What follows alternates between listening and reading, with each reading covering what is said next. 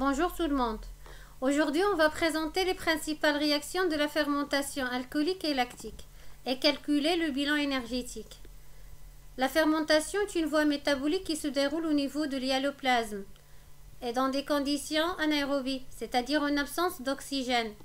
Elle commence par une première réaction qui s'appelle la glycolyse, qui signifie oxydation et dégradation d'une molécule de glucose en deux molécules d'acide pyruvique.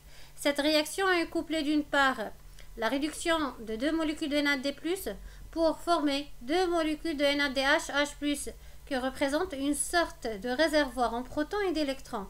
Et d'autre part, elle est couplée par la phosphorylation de deux molécules d'ADP pour former deux molécules riches en énergie, ATP. Chez certains micro-organismes comme les levures, ces molécules d'acide pyruvique subissent tout d'abord une décarboxylation, c'est-à-dire enlèvement ce radical CO2 et dégagement de dioxyde de carbone, suivi d'une réduction, c'est-à-dire ces molécules reçoivent des protons et des électrons à partir de ces molécules NADH+, résultat de la glycolyse. Et ces molécules subissent une oxydation pour générer des molécules NAD+, qui seront utilisées dans des prochaines glycolyses. Et à la fin, on a la formation des molécules alcooliques riches en énergie qui sont éthanol. Il s'agit donc d'une fermentation alcoolique.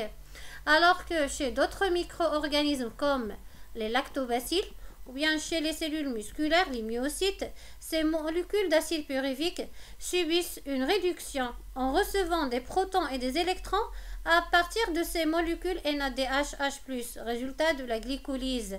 Et ces molécules subissent une oxydation pour générer à nouveau des molécules NAD+, qui seront utiles dans des prochaines glycolyses.